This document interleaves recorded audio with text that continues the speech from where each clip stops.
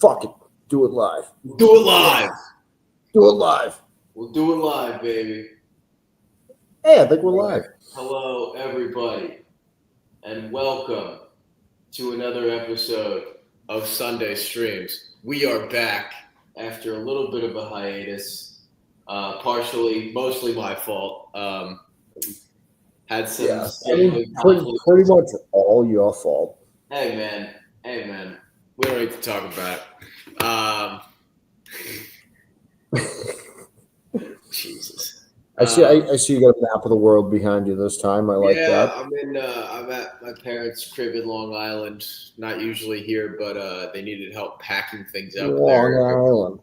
What? I'm over in Long Island. Yeah, it's not my usual territory, but they needed help packing up the place. They're doing some moving and renovation stuff, and so I helped out with the packing up and everything like that. And now I'm out here until later today because I didn't want to miss any football. I got to pick up a suit from Bloomingdale's out here as well. Anyway, because my cousin's wedding is next weekend, which reminds me I will not be available to stream next weekend because I will be in California for my cousin's wedding. Shout out, Zach.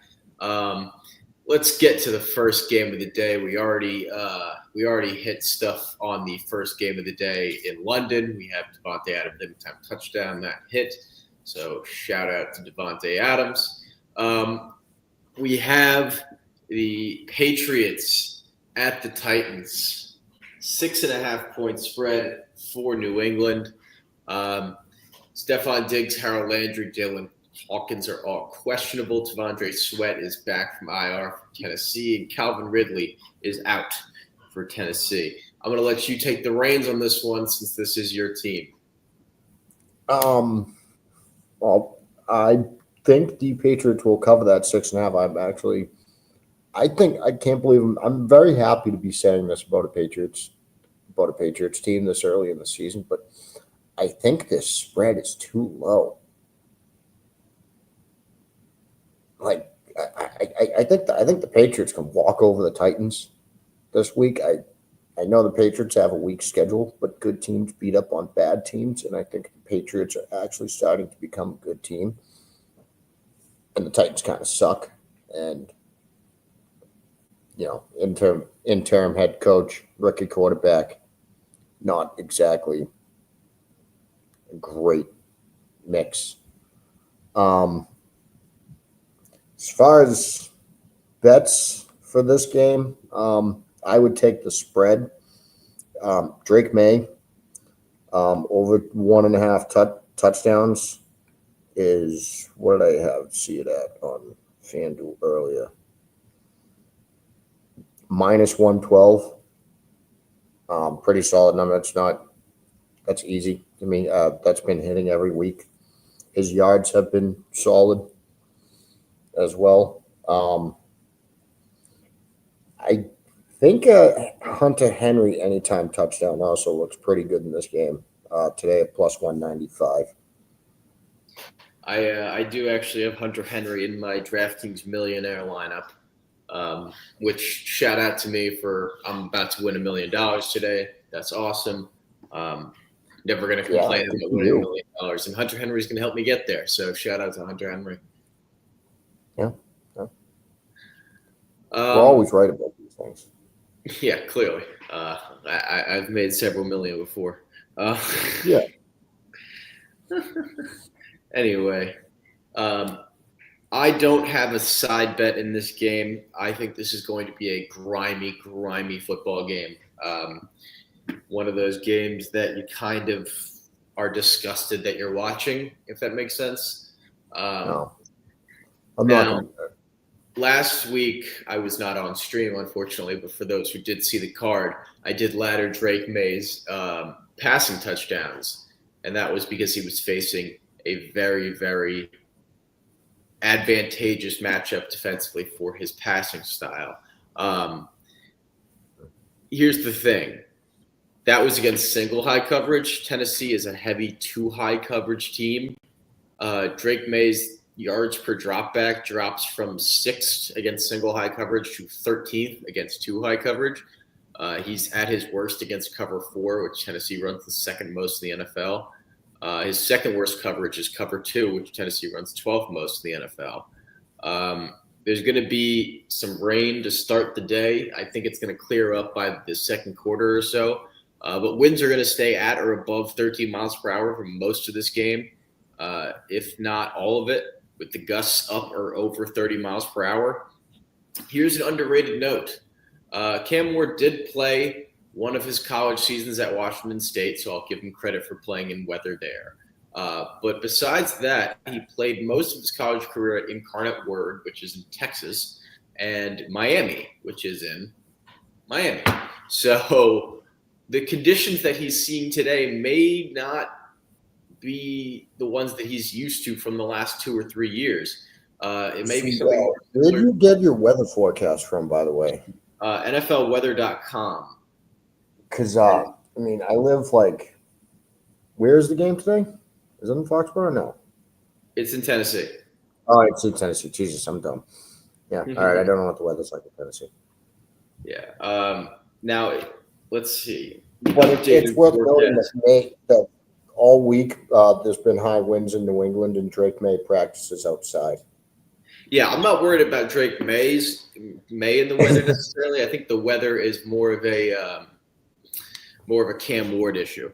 But I think the issue for Drake May comes down to coverage. And I just don't know if I can get myself to take the Patriots on the road against a team that they're not good at facing the coverage that they run. New England's a gap running offense. Tennessee is not great against gap runs, but they're also third in stuff percentage. I see this game as kind of grimy. I have the under 42.5 for 3/4 of a unit. I don't have any props. Gun to my head, because it's a pick show, obviously. If I had to take a side here, I would probably take Tennessee, just because I think it's going to be a close game. Not because all right. Let's talk after the game, Giants. And it's not a disrespect to the Patriots thing. I think the Patriots are still going to win the football game. I just think it's more of like a 27-21, 24-20 type of win, rather than not even 27-21. That's too high. More like a 21-17, 21-16, 20-15 type of game. I think they don't cover the number. Not so much so that I'm taking Tennessee. If I thought it was that big of a discrepancy, I would take Tennessee. I don't see the advantage for either offense. I think the weather is going to come into play, at least in the first half, and the winds that have kind of died down since I did my research on this, so I'm kind of annoyed about that. But yeah, I have the under. All right. Moving on, we have another banger football game. Yeah. The New Orleans Saints traveled to Chicago to face Caleb Williams and the Bears, who are coming off of that win over the Commanders on, I believe it was Monday Night Football. Chicago's missing Austin Booker, Noah Sewell, Cairo Santos. Grady Jarrett is questionable. Noah Sewell has been effective for this team in coverage. I think it was notable for me to point out. The average pass with Noah Sewell on the field goes for 6.45 yards. The average pass without him on the field goes for 7.17. So Chicago's defense is going to be at a disadvantage today in this game. New Orleans is a zone-running team. They're 15th in yards per carry. Chicago's 31st in yards per carry allowed to zone runs and 29th in explosive runs allowed, as well as 26th in stuff percentage. They miss a lot of tackles. I'm not impressed with the Chicago run defense. Chicago's run offense is 20th in yards per carry. They're in zone. New Orleans is 5th in yards per carry allowed to zone. So the run advantage in this game surprisingly goes to New Orleans. I didn't expect that. Now, here's what I want you to kind of follow my train of thought here and see if we end up at the same place. Bears allow a lot of red zone opportunities.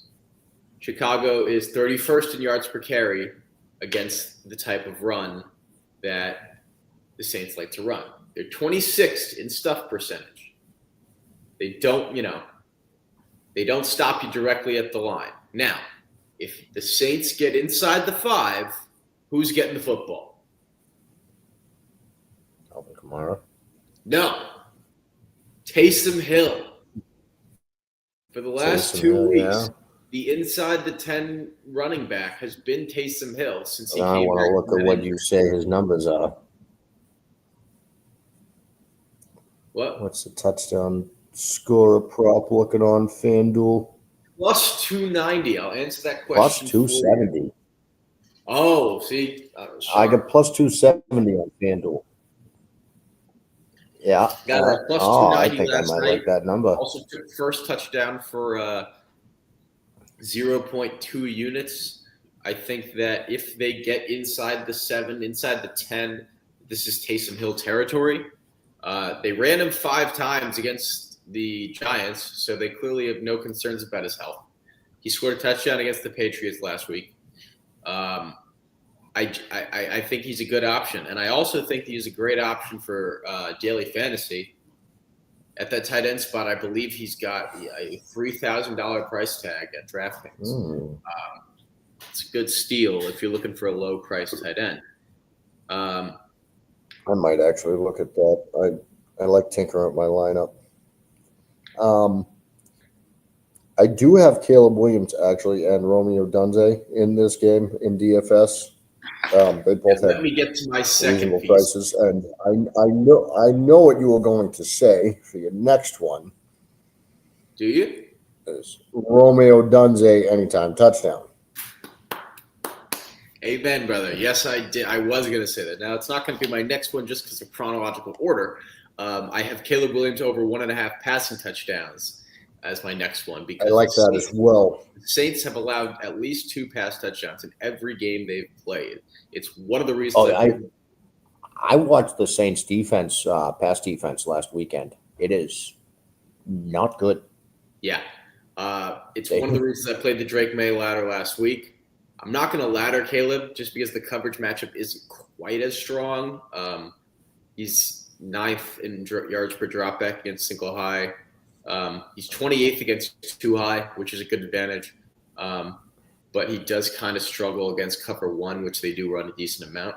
The total's up at 45.5 points are expected. New Orleans' run defense is strong. As I pointed out, if Chicago's going to score, I believe they're going to do it through the air. He's thrown for over 200 yards in 2 straight weeks without getting to 2 touchdowns. He had a touchdown taken away, actually, to Rome Odunze last week. I think that kind of stuff plays in his favor here with this number at only minus 120. So I like Caleb Williams there. Romeo Odunze facing Kool-Aid McKinstry. New Orleans allows the 10th most targets to outside receivers. McKinstry has allowed 22 receptions, which is the 8th most in the NFL, on 217 coverage snaps. That's more than 1 reception every 10 coverage snaps. He's allowing 14.6 yards per reception with a passer rating of 120. Here are the guys that have beaten the Saints this year. Marvin Harrison Jr., Juwan Jennings, Jackson Smith-Njigba, Kayshon Boutte. Big outside receivers, with the exception of Jackson Smith-Njigba, who's just a tank. And those are the guys that have beaten Kool-Aid McKinstry. That's the archetype we're looking for. Rome Odunze is a big, deep threat on the outside. Rome Odunze averages 3.1 yards per route run against single high, which is a huge change from the 1.3 against 2 high. The second best number on the team is 1.3. Sorry, his number against 2 high is 1.2. The second best number on the team against single high is 1.3. The coverage he's facing, he gets a wild boost in average depth of target. All the numbers are over 10 yards for the average depth of target in all the coverages. His catch rate for his career goes up by 3% against single high. He averages 3.7 more yards per reception in his career against single high. He has the best combined separation score plus route win rate on the team against cover 2 and is second on the team in that metric against cover 1. And New Orleans has been a team that has allowed wide receiver receiving yards overs for the last month with pleasure. Everyone who they've faced has really gotten there. Odunze only had 32 reception yards last week. Several big opportunities were taken away, whether that be from drops or from flags. He has 5 end zone targets this year. Nobody on the team has more than 2. I love Rome Odunze. I laddered his reception yards. I have over 59.5 reception yards for 1 unit, over 79.5 reception yards at +202 for a half unit, anytime touchdown for 3/4 of a unit, and first touchdown for a quarter of a unit. And if I had to take a team here, probably would take the Bears just purely based on the passing numbers. I think that's the big difference in this game. I wouldn't be surprised if New Orleans kept us within a touchdown because of their run defense. But I do ultimately think the Bears end up coming away with it just because of the passing proficiency. By the way, just for accuracy and everything, I have the spread at 4.5 on FanDuel right now, not 3.5. Oh boy.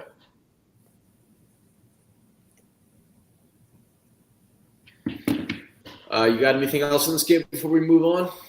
No, I agree with you. I'm probably not going to place a bet on the Bears winning, but that is probably who I would take to win the game. I think Williams and Odunze have big games. That's why I started them both in DFS. All right. Moving on to the game of the week. Oh, yeah. This is just such a good game. Yeah. Something that we could got rival we the got a Dust Bowl. strong leader in Tua Tagovailoa. A strong leader who would never throw his teammates under the bus. He totally has a strong arm that will work good in strong winds and rain. Yeah, this is the game that everyone's going to be tuned into. All right, yeah, I can't wait. I'm Miami recording it Dolphins while the traveling Patriots are on, so I can watch it later. Now, I'm actually going to let you start on this one so that I can take a little rip. Get myself set up for the rest of the stream. I don't have much here. I do like Quinshon Judkins today. Quinshon Judkins. I don't know if I could say that name right. I like his yards are probably good today. I want to say his anytime touchdown is good today, but I played it, I feel like, the last 2 weeks and got nothing. So I did play it again. So I'm hoping for that. Other than that, I don't really have much. I think this is a bad game. Cleveland will likely win this game. I can probably see them covering that spread just because as bad as a team Cleveland is, as mid as Mark is saying here, as mid as Cleveland is, their defense is surprisingly strong. And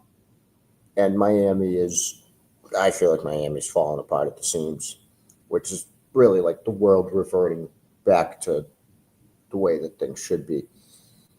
So it's a good thing, really. But yeah, that's all I got. Fair enough. So, as always, I don't like to bore people with the systems that I'm playing in this game. Just know that the systems play towards Miami. I have a 65-11 straight up system on Miami. Sorry, on Cleveland. Cleveland, not on Miami. Against Miami. 65-11 straight up system on Cleveland. 6-24 straight up system on Miami. 0-10 straight up system on Miami. Cleveland's going to be missing David Njoku and Cedric Tillman. Miami's a zone running team. By the way, I'm not going to go into the passing numbers for this game. For those who don't know, for those who are not aware, in this game is going to have rain showers, wind at 20 plus miles per hour with gusts over 35. The highest projected wind gusts are 50 miles an hour. Tua's arm is going to do great in that. Not only that, Dylan Gabriel's arm also. Yeah. It's not just Tua for this one. Just a fun Thanks for little. reminding me who the This Cleveland quarterback was because I fucking forgot. Just a fun little tidbit so, from this so game. irrelevant Dylan Gabriel is. Something that I'm sure people have caught on to, but maybe some people haven't. This is a fun game because it's two left-handed quarterbacks from Hawaii facing off. So that's kind of interesting. Yeah, that's good. I'm It's trying good to to find fun advertise. stuff. I'm trying to find fun things about this game. I mean, I can tell you. Here's something that I wish we could bet on. How many times will the broadcast mention that fact? I'm going over 3.5 if that's the number. Oh, Maybe, yeah. I maybe mean, 4.5. I might even ladder up to 5.5 on that one. I'm if I see that number at 3.5, I'm telling you, I'm smashing that. Click, click, click.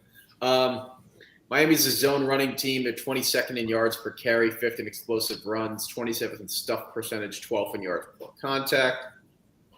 Cleveland 8th in yards per carry against zone, which is good, but they're better against gap. They're 5th in explosive run percentage allowed, 1st in the stuff percentage. They missed the most tackles in the NFL, which is kind of important for a wet, rainy game like this, but they allowed the least yards before contact in the NFL and are 7th in rush EPA allowed. So the run defense for Cleveland should stand up, which is important, again, for a game with weather like this. Cleveland, a gap running team, 17th in yards per carry, 30th in explosive runs, 31st in stuffed percentage, 21st in yards before contact. Miami, 30th in yards per carry allowed to gap runs, 32nd dead last in explosive run percentage allowed, 17th in stuff percentage, 22nd in yards before contact allowed. They are 30th in rush EPA allowed overall. Nice job, Miami.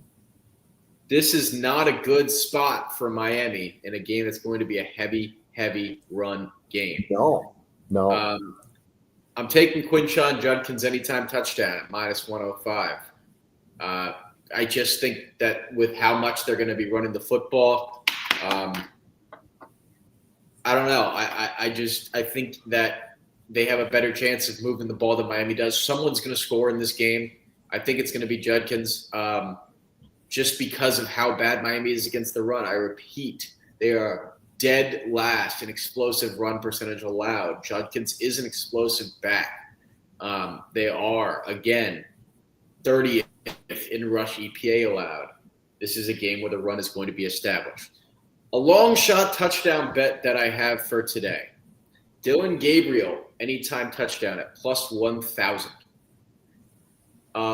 He hasn't run the ball much, but Miami's been awful at keeping quarterbacks to the end zone. I believe they've allowed at least 4 rushing touchdowns to quarterbacks. It might be more. I mean, you can just see a quarterback sneak even. A quarterback sneak is in play. And again, a wet, rainy game where the box is going to be packed. Exactly. They're going to, just from sometimes you got to think of things from a coaching perspective. If you're Cleveland, the box is getting packed by Miami because they nice little rollout in the end zone. You've got a quarterback in Dylan Gabriel that is athletic enough to have a rollout if necessary. Close inside the 5, defense is packed in, play action rollout. He can get to the edge. I think +1,000 is a little high. It was at DraftKings last night. I checked FanDuel this morning. It's down to 800 there. So I think that's a more accurate number. I wouldn't take it at 800, but if you can still get it at around +1,000, maybe over +950. I think Dylan Gabriel at that number is a really good long shot. That's not bad at all. Also, another long shot. This one I didn't take because of the weather, but Njoku's out. People think that Harold Fannon's going to take that role. I actually think they're going to keep him in the H-back role that they've succeeded with him in. I think that Njoku is just going to be replaced by Blake Whiteheart, who, again, not going to be a big threat in the passing game. No, However, he's I a don't great think I've ever heard that name before. I don't blame you. He is a great blocker, though, which also plays into the running touchdown angles. But if they are going to throw a short yardage goal line pass, they're probably going to have multiple tight ends on the field. Ergo, he's probably going to be there. I think I checked his anytime touchdown was +1,100. I didn't take it because I don't want to take anything through the air here. But if I were to take something through the air, I'd probably take a flyer on Blake Whiteheart. Blake I Whiteheart. didn't take a side in this game because I think that even though I like the Browns to win this game, and I think they are going to win this game, I think the line is appropriately priced. I don't think there's really any value on the spread or on the money line. But for the purposes of this pick'em show, yeah, I'd go with Cleveland. Yeah. I'd take Cleveland as well. All right, moving on. Another banger. Oh yeah, another great game. Football game. We got the Panthers at the Jets. Sorry, 1 second. I'm just texting my pops because we need to get our survivor pick in before 1. I gotta get mine in as well. What? I gotta get mine in as well. Yeah, I got 3 survivor leagues. This is a really tough week for survivor if you've already taken a decent amount of good teams. I ended up I have 3 entries. I ended up actually splitting mine. One of them, I have the Cowboys over the Commanders, which is kind of a bold pick, but I think the Cowboys have been really, really good at home. Commanders are banged up. I don't know. Just thought. And then I also took the Eagles in another one, and we'll talk about that game in a bit. That's a game I don't understand the line for. But for this game, the Panthers are 1.5 point favorites on the road against the still winless New York Jets. Still winless New York Jets. Yeah. Doesn't that just sound right? Honestly, no. And I know in general that's the case, but it's really funny to look at because the Jets have decent peripheral numbers when it comes to rushing success rate, offensively and defensively. And a team that does that usually is not winless by week 7. But here we are. I don't really have any systems on this game. Can I just remind you that this team in question is, in fact, the New York Jets? So your numbers and all that, they don't apply at times because it's By the way, Jets. Real quickly, The Jets could have the best fucking passing offense in the league and still be 0-7 because they're the Jets. And by the way, the Jets passing offense, speaking of, I've seen some talk about Justin Fields and he hasn't thrown an interception yet.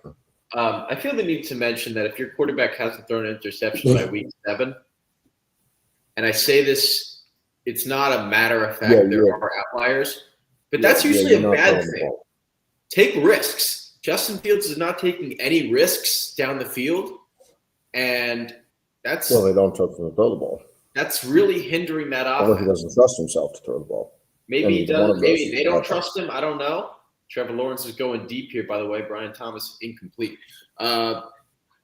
Carolina's missing Patrick Jones. Austin Corbett is making his return from IR. That's their starting center for those who aren't aware. Jalen Coker is back from IR as well, and that's something that we will discuss in a bit. Chuba Hubbard is back, but we don't know who the starting running back is for the Panthers today because they have purposely kept it ambiguous. They said both will contribute, both him and Dowdle will contribute to the game. They haven't said in what regard or how much. The Jets are missing nickel corner Michael Carter, and Garrett Wilson is doubtful coming into the game.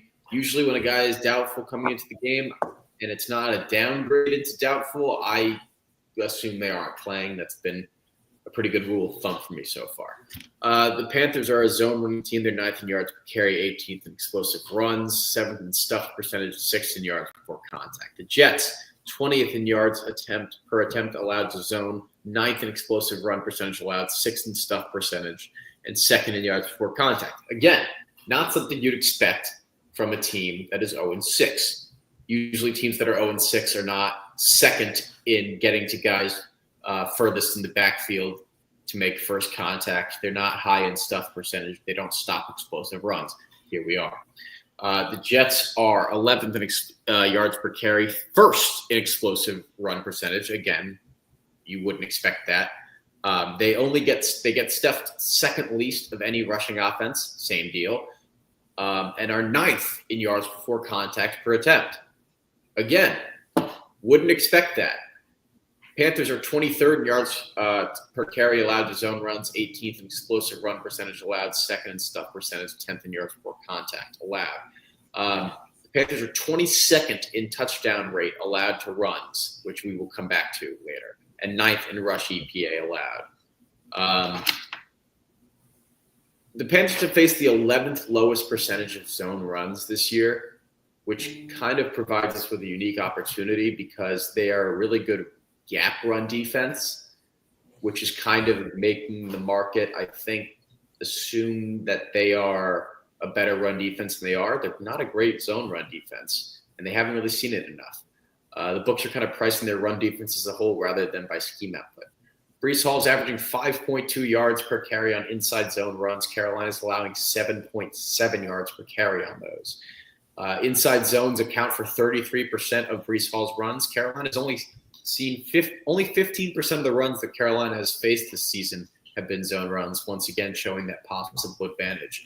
Breece Hall has 3 games in a row of 30 or more receiving yards, showing that I don't know. I guess that Justin Fields, again, is not willing to go downfield. He's much more willing to take the checkdowns, and he's gotten that number in 4 out of 5 games. I also think that without Garrett Wilson, that plays into the Breece Hall field even more in terms of receiving yards. So I have Breece Hall over 97.5 rushing plus receiving yards, a number that he's been able to break a couple times this year. I like that number. 3/4 of a unit, and I have anytime touchdown at plus 100 for a half unit for Breece Hall. So I also have a Breece Hall anytime touchdown. That's beautiful. I am playing both Hall and Dowdle in DFS. And I did play the Rico Dowdle anytime touchdown at plus 120. Rico! I know we don't know exactly who's getting the carries, but he has been on too much of a hot streak for me to not play a plus 120 for him to score a touchdown again against the New York Jets. I love all the memes of all like Chuba's 110%. It's like, oh, I bet you Rico Dowdle's 120%. And it's like, oh, Chuba broke the huddle twice. It's like, I bet you Rico Dowdle broke the huddle 3 times. Real quick, the Jets have allowed the 5th most targets in the NFL to slot receivers. I mentioned again, they are missing their nickel corner, Michael Carter. Jalen Coker is back for this game. He is their slot guy. Now, we don't have any numbers for this year. We do know that he was a big man-to-man threat last year, Jalen Coker. He was second on the team in total EPA against man-to-man coverage last year, despite only having 8 receptions. That's pretty crazy. 8 receptions, second on the team in total EPA, not EPA per play, total EPA. He added a lot of points for their team via man coverage. Last year, his target rate went up by 28% against man coverage, which, by the way, the Jets run a decent amount of. His yardage went up by 40%. His yards per reception went up by 35%. His targets as the first read went up by 22%. Now, I'll give credit. The Jets did trade for Jarvis Brownlee to play their slot corner role. He's been solid in terms of limiting yardage at 6.2 yards per reception, but he's allowed 13 receptions in only 109 coverage snaps this year. That's a decent amount.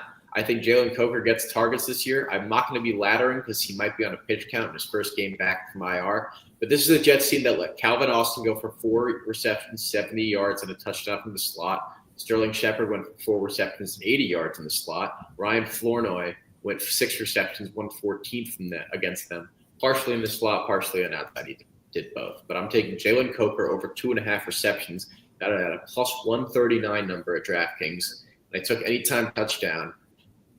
I did that for a unit. I took anytime touchdown at plus 470 for a third of a unit at FanDuel. And if I had to take a team for the pick'em, I'd take the Jets. I'd do it. I know it's taboo to take a team that's 0-6 But these numbers just don't line up with a winless team. They're at home.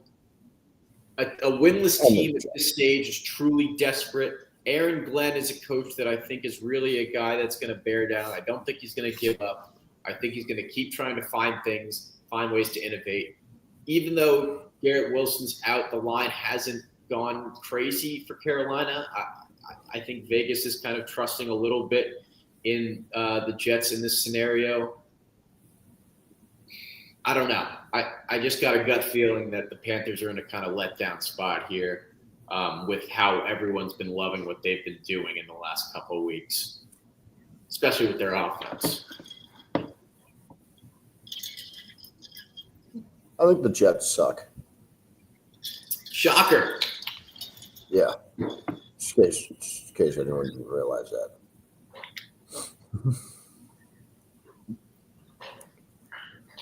Valuable insight. All right. Yeah. We're going to move on to Philly and Minnesota. Let me scroll down to my notes here because I got them mixed up the order. I've got a couple systems on Minnesota, believe it or not. And yet I'm taking Philly. I'll tell you why. Now, first of all, let me mention I am taking Philly. I took them at -1.5 last night. They're 2.5 now. That's a little less appealing to me. A decent amount less, honestly. But Jalen Carter, likely available, likely back. Landon Dickerson's questionable. Vikings missing Andrew Van Ginkel, J.J. McCarthy. Now, Blake Cashman, Brian O'Neill, Michael Juergens are all questionable. A lot of the offensive line is back from Minnesota. This is – I don't believe in trap lines, but if I did, this would be it. But the reason I'm taking the Eagles is because I don't care about them.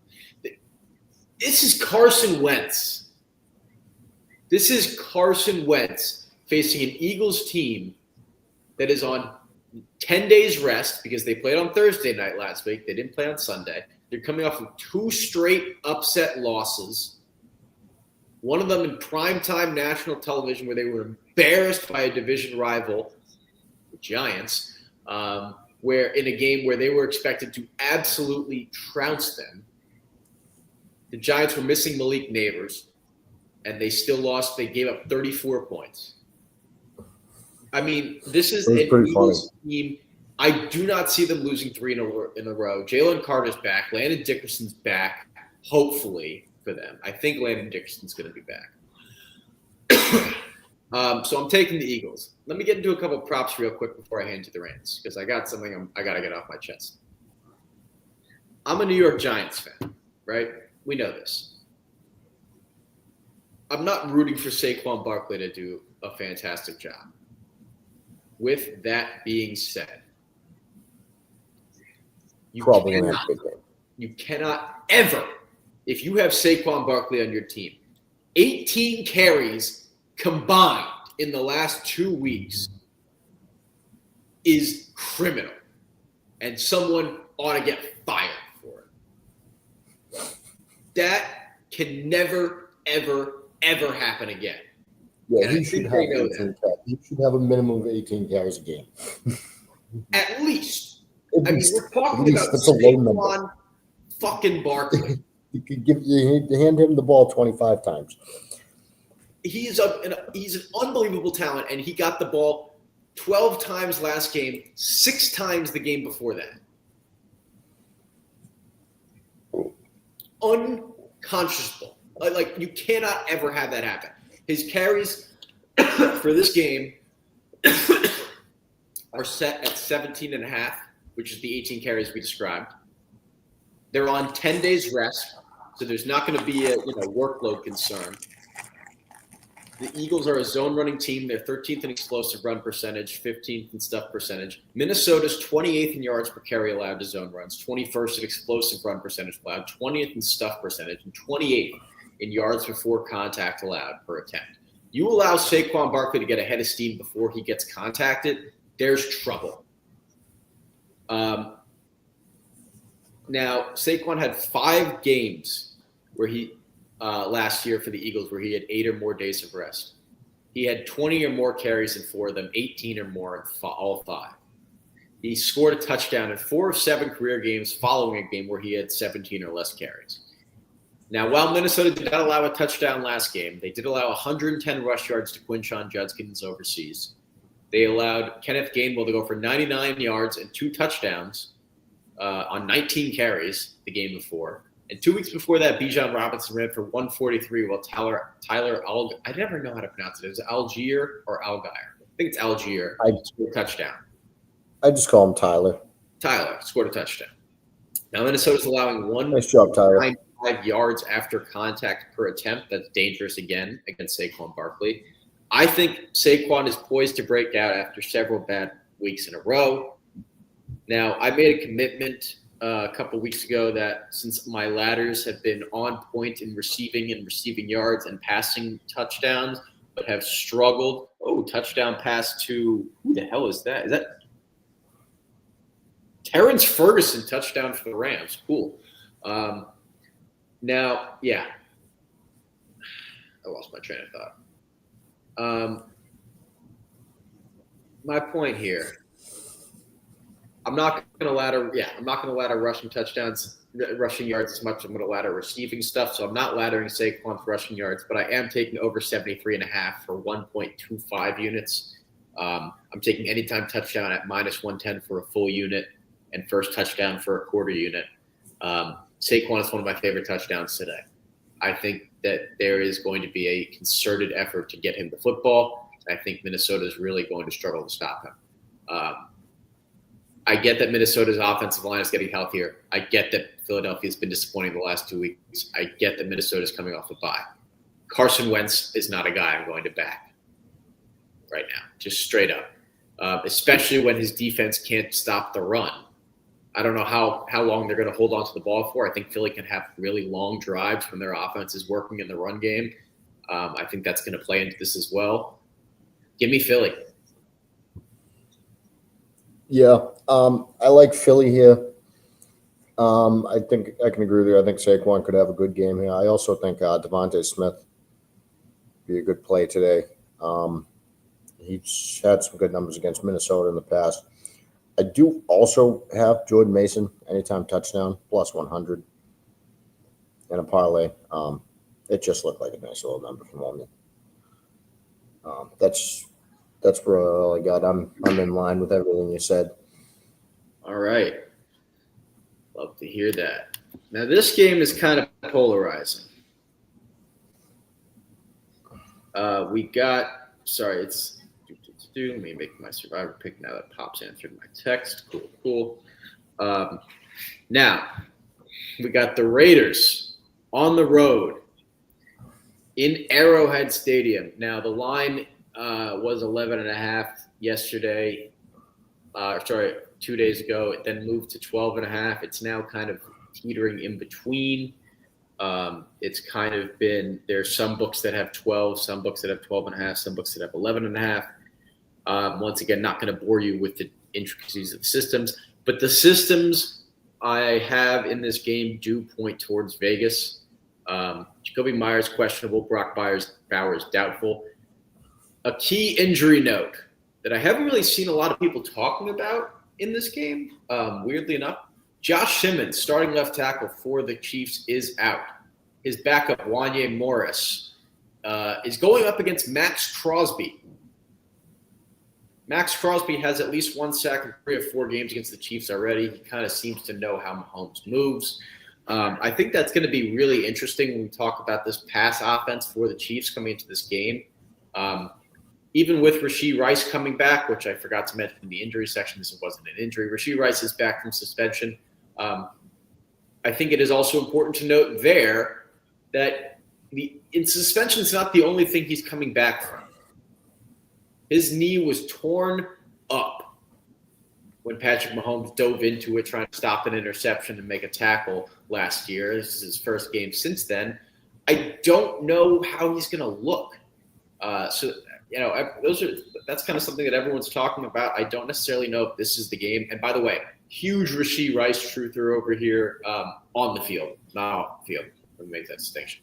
Because, I don't condone the highway stuff. Yeah, But Rashee Rice, I just don't know if this is the spot for him. I think maybe in future weeks that's the spot. The Raiders are a zone running team. They're 7th in yards per carry, 21st in explosive run percentage, 30th in stuff percentage, and 28th in yards before contact. The Chiefs are 27th in yards per carry allowed to zone runs. I think that's huge here. I'll come back to that why in a second. They're 10th in explosive run percentage allowed. They allowed the 9th highest touchdown percentage on runs. I'll come back to that later too. They're 28th in stuff percentage and 19th in yards before contact allowed. They're 26th in rush EPA allowed, 29th in rush success rate allowed. I've seen them have trouble with power backs. Saquon went for 88 yards and a touchdown in week 2, a game they allowed A.J. Dillon to average 6 yards a carry on his 3 tokes. Cam Scatterbo, 60 yards and a touchdown, only 10 carries. David Montgomery only got 4 carries last week, but he averaged 6 yards per carry on him. And when he got receptions, he bounced off tacklers. He got 37 yards, I believe, on 2 receptions.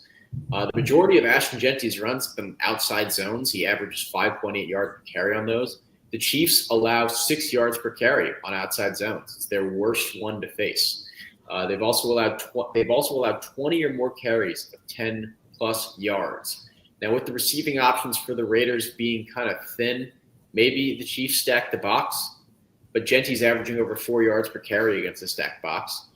His rushing prop is at 58.5 yards, and he's broken that in 4 straight games. Nice number for Genty. Now, he's broken that in 4 straight games, and I think the reason for that number being as low as it is because they expect the Raiders to have a heavy passing script. They expect the Raiders to be down early and for a while. I don't quite know if that's how this game's going to go. You know, the game I hate having to say this, but the game starts at 0-0. It's going to be close at some point. And if the Raiders can control some time of possession with this run game, they can keep it closer than the game script may warrant it to be. Also, Raiders have shown a tendency, even when losing in games by double digits at some point, to try and keep establishing the run. So even if they're down 10, I think they're still going to run the football. Kansas City's allowing 1 rush touchdown a game on average this year. They're allowing 119 rush yards a game. I did say I was going to slow my roll on rushing yards ladders, and so because of that, I did not do a full ladder. I just did a mini ladder. Touchdown Travis Hunter, there's a flag in the secondary. My under is starting to look perilous. Ashton Genty over 58.5 rush yards for 1 unit, over 79.5 rush yards, plus 268 for a half unit. Anytime touchdown, plus 110 at 1.25 units. That's one of my favorite touchdown plays of the day, if not favorite. 2+ touchdowns, plus 800 for a quarter unit. And first touchdown, plus 850 for a quarter unit. I am all in on Ashton Genty today. Now. All right. I like Genty as well today. Love that. Now, the Chiefs are a zone running team. The Raiders are 21st in yards per carry allowed to zone runs. They've allowed 4 touchdown runs to zone runs, which is quite high. And they're 19th in yards before contact allowed. Now, Kareem Hunt has 71% of the carries inside the 5-yard line.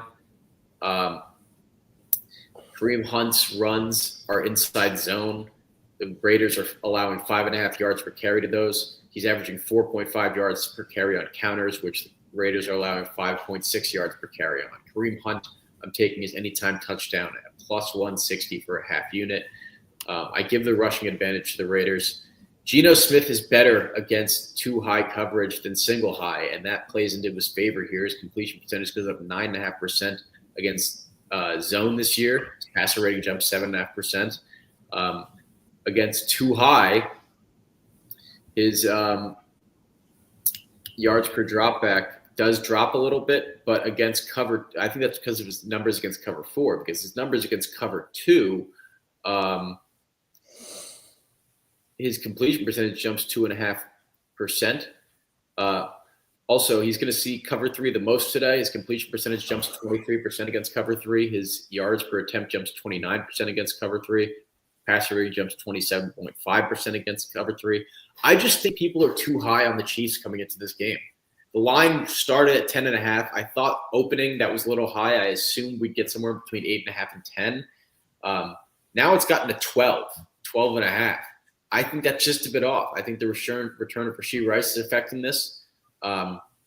Still his first game back after the destroyed knee. The Chiefs are coming off a big primetime win against the Lions. The Raiders are on a bad stretch. Didn't even look good in their win over the Titans. Everyone has written off Geno Smith.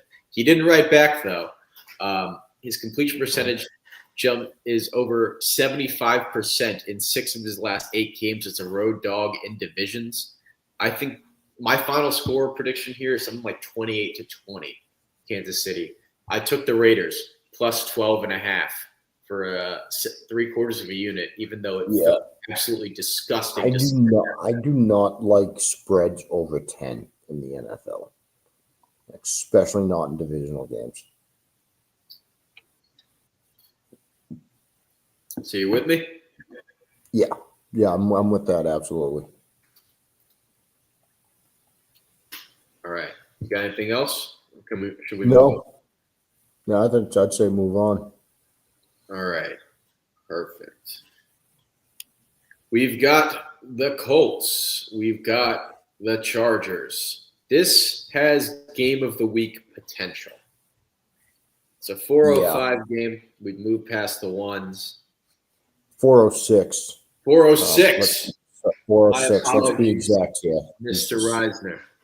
I'm going to let you take lead on this one because I have a lot to say in this game. And I feel like I've kind of been trouncing over you in the last couple. I'm going to let you go ahead. No, you're fine. I'm back and forth on who I think is going to win this game. I think I would lean the Chargers to win this. I do like Ladd McConkey today. His reception numbers look nice. I want to look at what that went to. I am debating playing a Ladd McConkey anytime touchdown, which, let me be exact, is at plus 180. His receiving props, plus 126 for 70 plus yards. You can get minus 122 for 60 yards. That looks solid to me. Tyler Warren is another guy, just very reliable lately in terms of DFS and touchdowns, of course.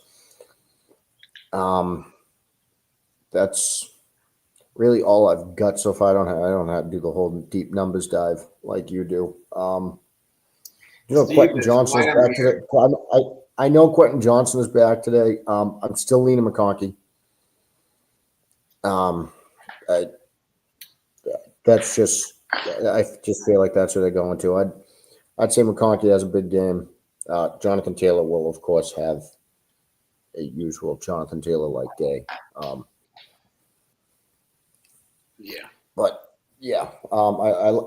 like the plus 180 for Ladd McConkey anytime touchdown. All right. Well, you said you don't have the deep numbers, Steve, my friend. That's what I'm here for. Yep. So I'm going to go into this game. Get a cup of coffee. Yeah, I was about to say this is going to take 5 or so minutes, so sorry about this in advance. But I have a lot to say here. Colts are missing Charvarius Ward. They're missing Josh Downs, Ashton Dulin. Kenny Moore's questionable.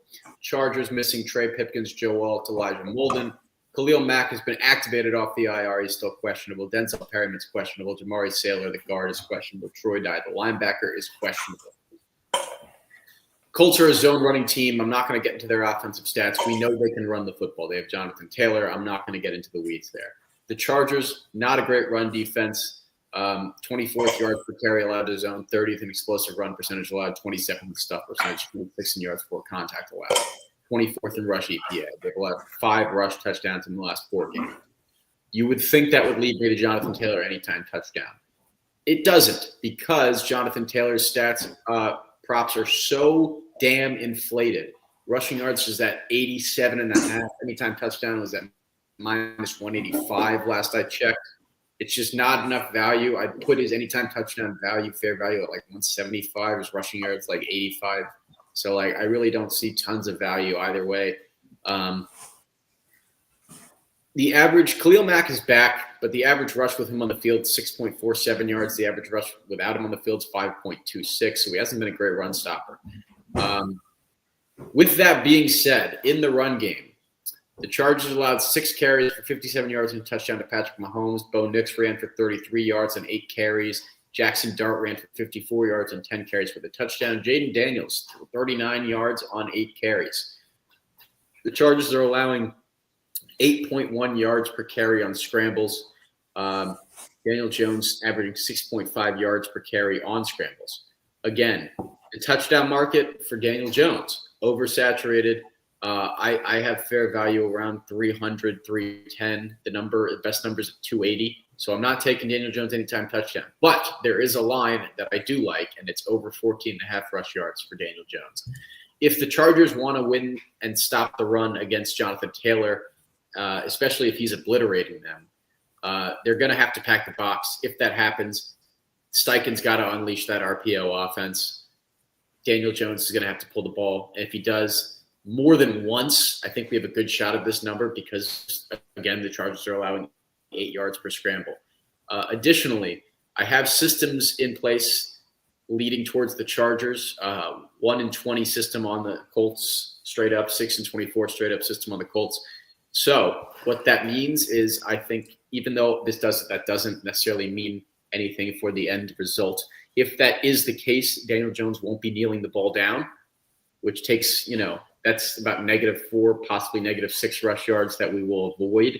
5 out of 6 quarterbacks have hit their rushing yard prop against the Chargers so far this year. They've allowed 25 rushes of 10 or more yards, which means we theoretically could hit this in one run.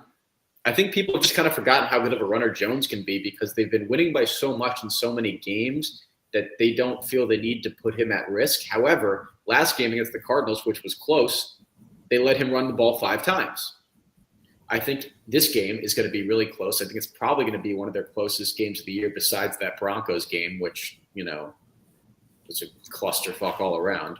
I can see Steichen asking more of Jones as a runner in this game than in previous games. He had 5 runs in the last game. I think we could see 4 or 5 again.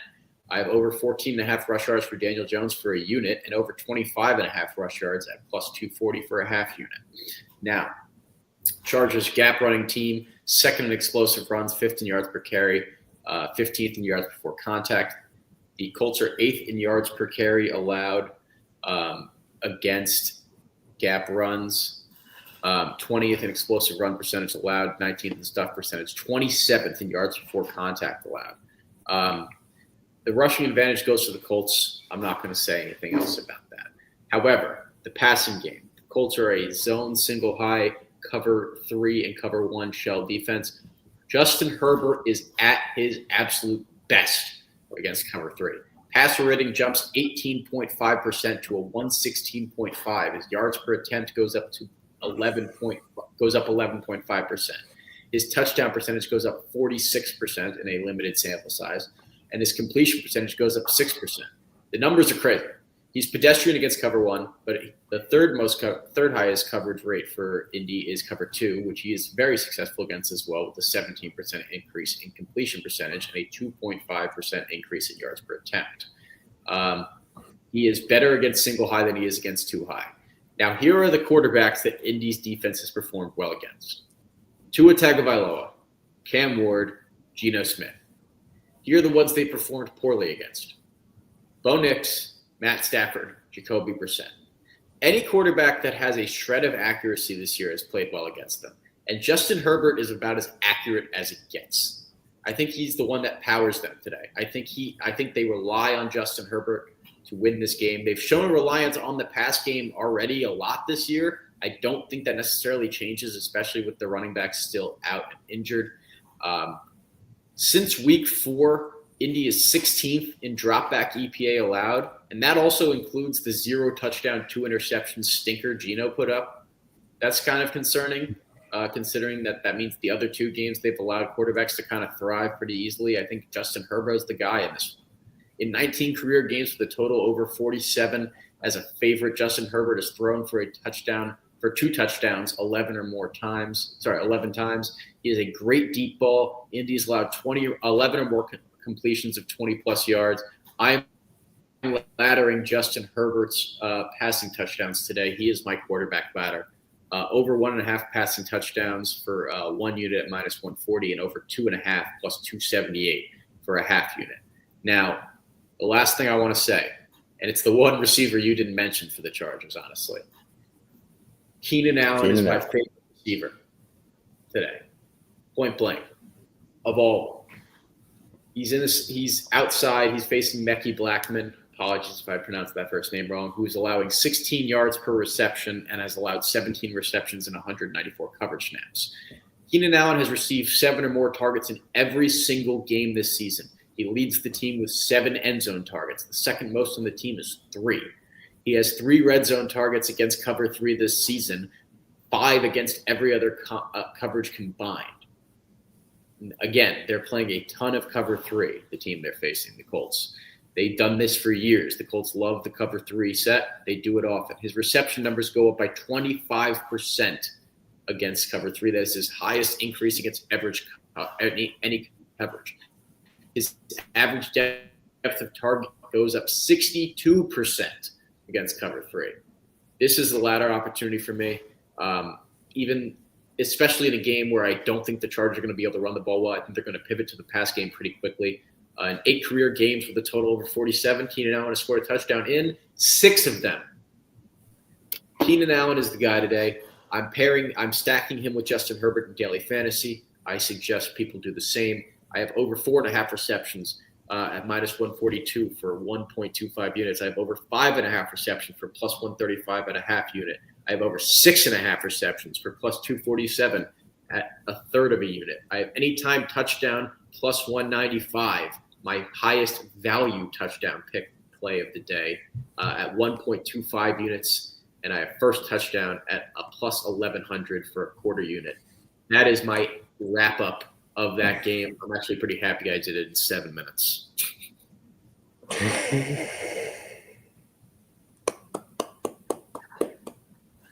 Whew. Drink of water.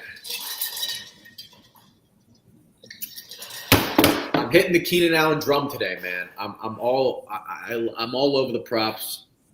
I really think that in a high scoring game like this one, he gets it done. Speaking of high scoring games, this game has a total at, I believe, 53 and a half. Washington at Dallas. 54 and a half as on FanDuel right now.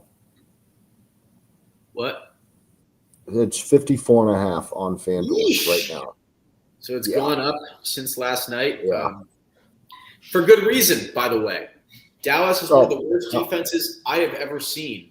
Yep. So I have this new strategy in daily fantasy and in betting this year. And I play anyone playing against the Cowboys. And it's pretty profitable.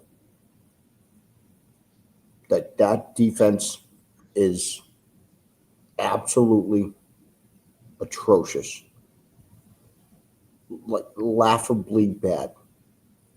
I'm not joking when I say it's not hyperbole. It's actually one of the worst defenses I've ever seen in my life. It's 100% one of the worst defenses that I've ever watched in my life.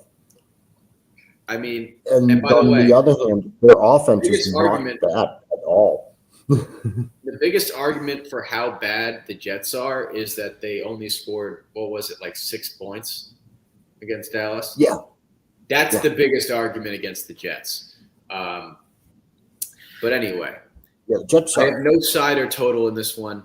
I have no idea what's going on. Jaden Daniels is back to form, but he's missing Debo and he's missing Terry McLaurin.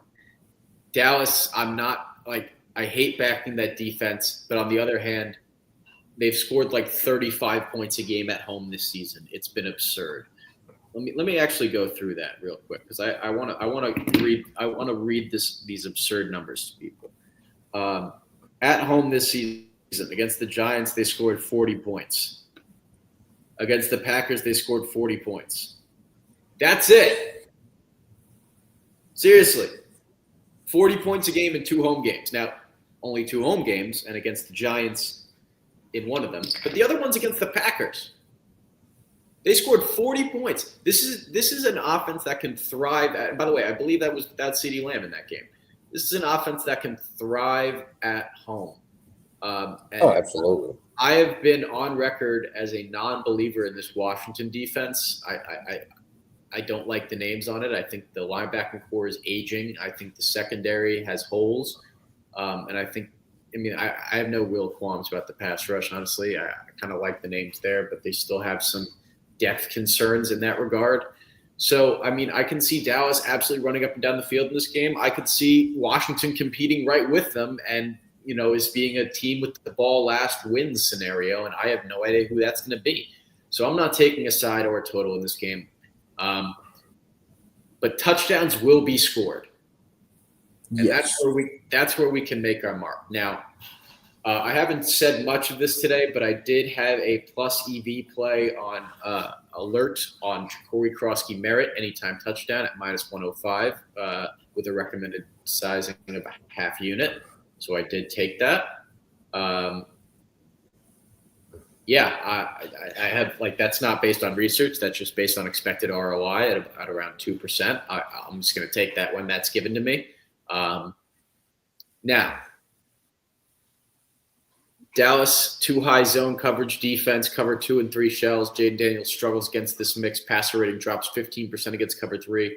Not a big drop in yards per attempt, but still 1%. He is better against cover 2, which he does see a 14% increase in passer rating against, but his touchdown percentage does drop. Trayvon Diggs is out because I think he ran into something in his house and concussed himself. I don't know what happened. It's one of those freak injuries. He hit his head and he's out. That's the point. Demarion Overshown still not ready to be back. Marshawn Nealon, Wanye Thomas, Kalen Carson are all questionable. Washington activated guard Sam Cosmi from IR. That's big for them, but Debo and Terry are still out. I don't see any wide receiver coverage advantages to exploit for Washington in terms of the guys they have and how they beat this coverage mix. It's just not a good mix for their guys. Washington's a hybrid defense. They run cover. They are single high, cover 3, cover 1, cover 2 in that order. Cover 3 is Dak's specialty. Passer rating jumps to 125.2, a 16% increase. His completion percentage jumps to 81%, a 12% increase. His yards per attempt increased by 18%. Touchdown percentage increases by 36%. So again, this is we can back Dak in multiple ways, daily fantasy being one of them. Excuse me. Washington's allowing the second most targets to slot receivers and 13th most to inline receivers. Now, CeeDee Lamb's back. And the guy that everyone's going to be looking at is either him or George Pickens. I get that. Let me make my case for KaVontae Turpin real quick. He's the slot guy. He's not going to be the most look guy in this game. He's not going to be the heaviest cover guy in this game. He's not going to be the most bet on props guy in this game. But I like the matchup. Even in week 1, with CD playing 92% of snaps, Turpin still had around a 50% snap share. Now, CD does play in the slot sometimes, but I feel like he's going to play more outside in this game just because slot opens you up to more hits over the middle, and he is coming back from that injury. He also may be on a snap count. There's no guarantee. He's kind of returning a little bit fast. So we're not sure how that's going to pan out. And Turpin has consistently been the beneficiary of the opportunities when CD's out. He sees a 34% target increase against cover 3 and a 29% increase in targets as the first read against cover 3. In fact, his highest percentage of targets as the first read from any coverage is 11.1 against cover 3. Against any other coverage is 11.1, but against cover 3, it jumps to 17.6. Slot receivers against Washington, Ladd McConkey, 5 receptions, 39 yards, 1 touchdown. 2 weeks ago. Jacoby Meyer had 63 yards out of the slot. He only had 3 receptions, but he had 63 yards. Wan'Dale Robinson, 6 receptions, 55 yards in week 1. Washington's just kind of malleable here. Turpin's second in route win rate against cover 3 on the team and first in separation score. He has the best separation score on the team against cover 2. Mikey Sainristil, his matchup in the slot, has allowed 22 receptions on 211 coverage snaps this year. That's 8th most receptions in the NFL, kind of tied with the other guy I mentioned earlier. And Washington does a good job of keeping the ball away from the sidelines. I have Kevontae Turpin over 2.5 receptions at plus 165 at BetMGM for 3/4 of a unit. I also took anytime touchdown at plus 380 for 1/3 of a unit. Nice. What do you have in this one? I got. I haven't really looked at it. I'm thinking it's Corey Krusky Merritt, however you say it. The touchdown. Yeah. There will be touchdowns. I am probably going to play a Jake Ferguson anytime touchdown. It looks at 165 right now. I think I just saw it at. Yeah. That works. I am debating a Zach Ertz because. Yeah, I am debating a Zach Ertz touchdown. I might look at a Luke McCaffrey touchdown because, like you said, people are going to score touchdowns against Dallas. For what it's worth, by the way, I went over this matchup with a guy in my office yesterday who was thinking of starting Luke McCaffrey. If you're going to play any bets on any wide receivers for Washington in this game, I'd go with Luke McCaffrey. He's got the best matchup. He does have the best numbers against the coverage mix of the 3 main guys on their team. And they allow more targets to the outside where he'll be playing, I believe anyway. So I would go with Luke McCaffrey if you're going to take any wide receivers for Washington in this one. Anything else before we move on?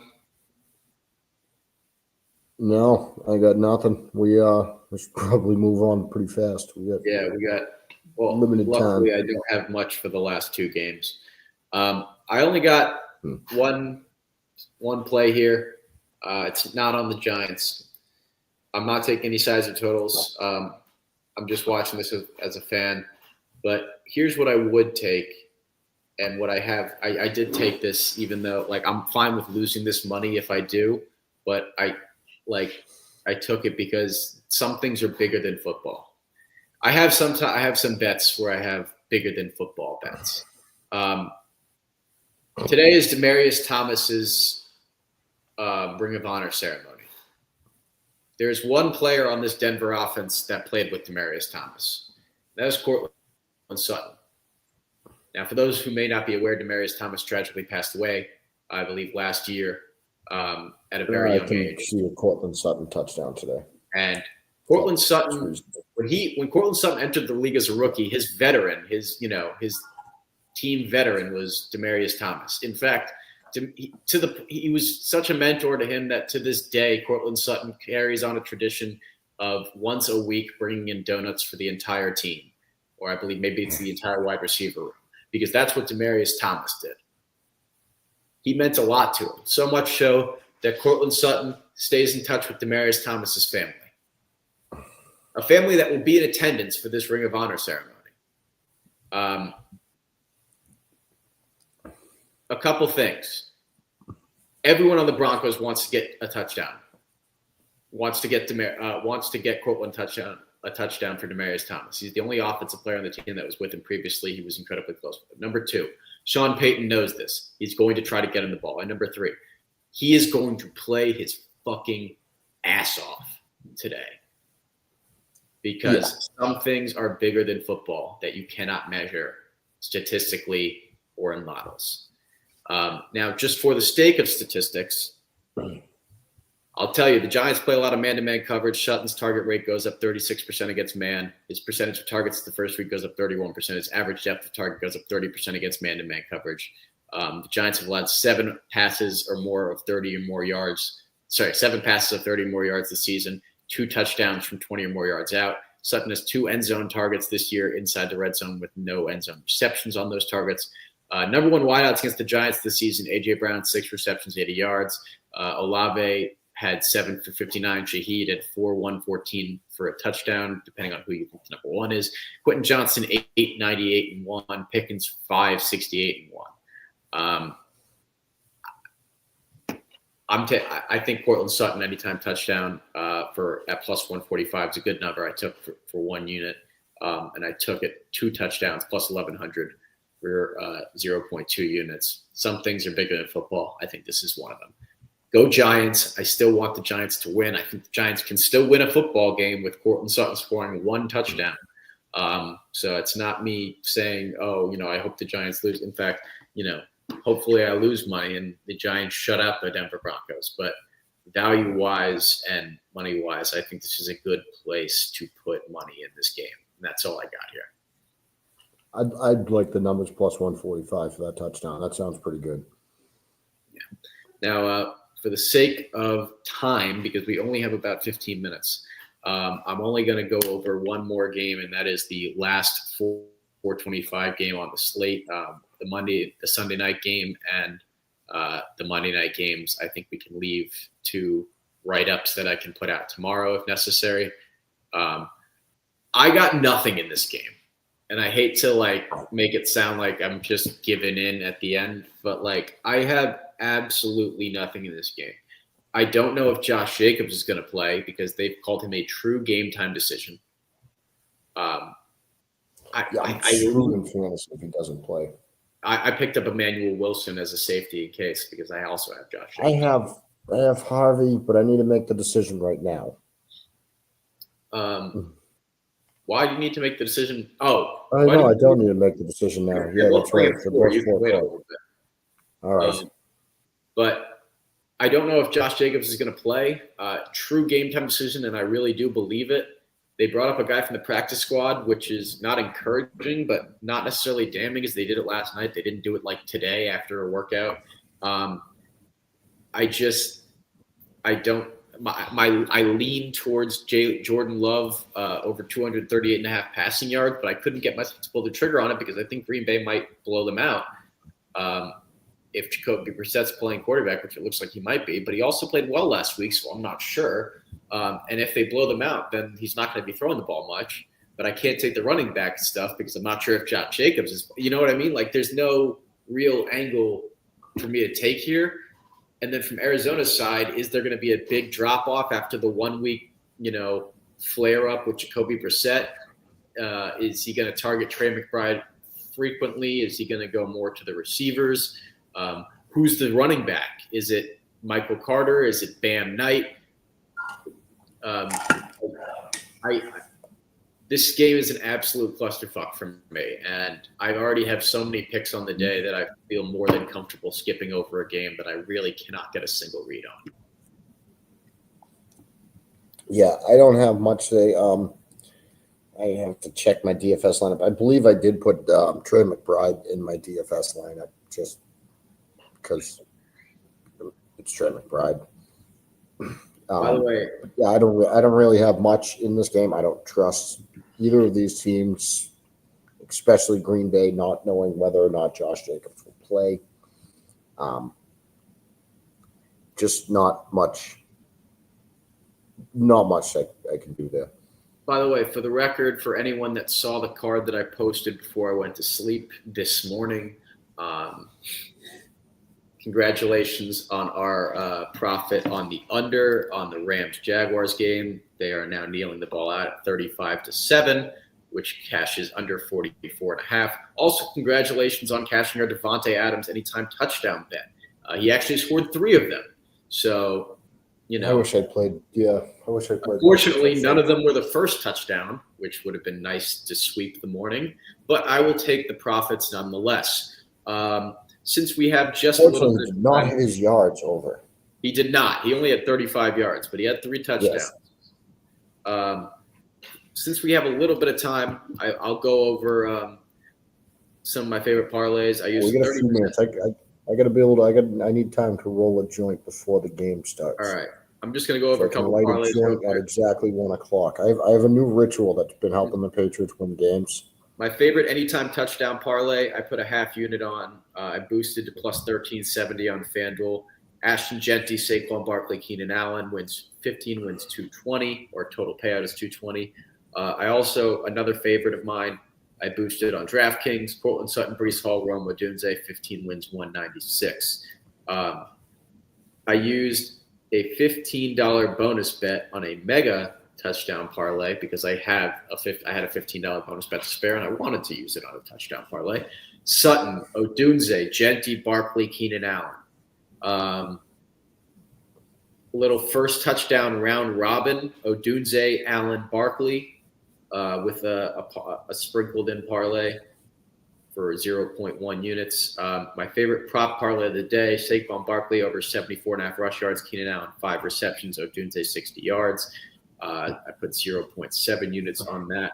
And I did play a combination of my ladders of Odunze 80 plus, Genty 80 plus, Herbert 3 plus touchdowns, and Daniel Jones 25 plus, Barkley 100 plus, Turpin 4 plus receptions, both in separate ones. I'm not going to reveal my DraftKings millionaire lineup because I want the $1 million for myself, damn it.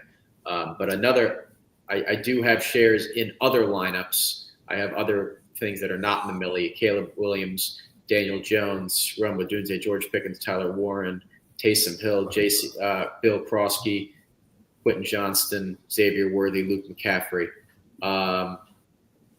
And I think that's it. I took a little sides and totals lay of Eagles money line under in the Titans-Patriots game and the Chargers money line.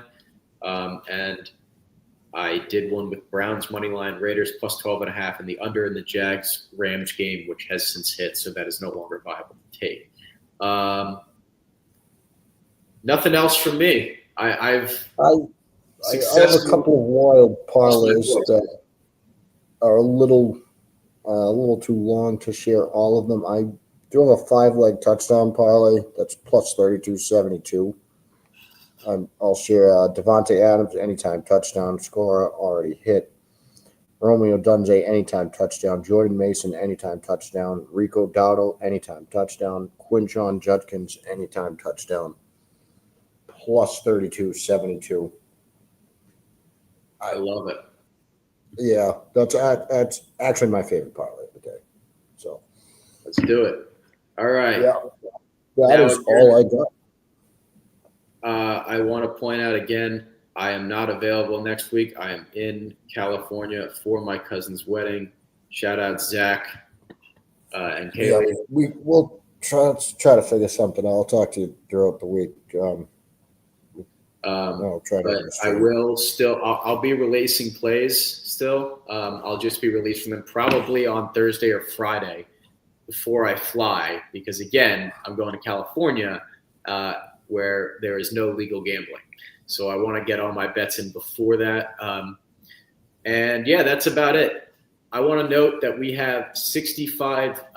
We've had 65 live viewers, and I do appreciate people for spending their hour before football on Sundays with us. It is a privilege for people to listen to me and to us talk about football. I very much enjoy Absolutely, it. Yep. And, I'm just flashing back to the days where we had 1 or 2 or 3 viewers at a time, and it's just look at.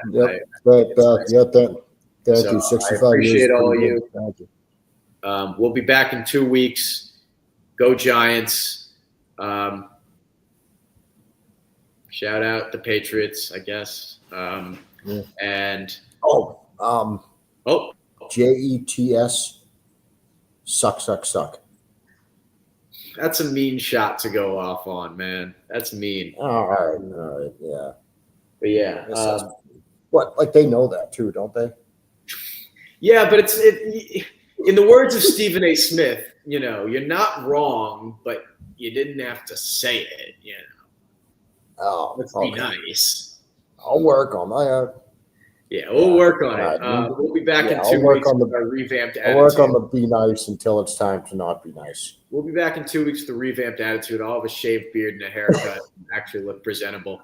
All sorts of things.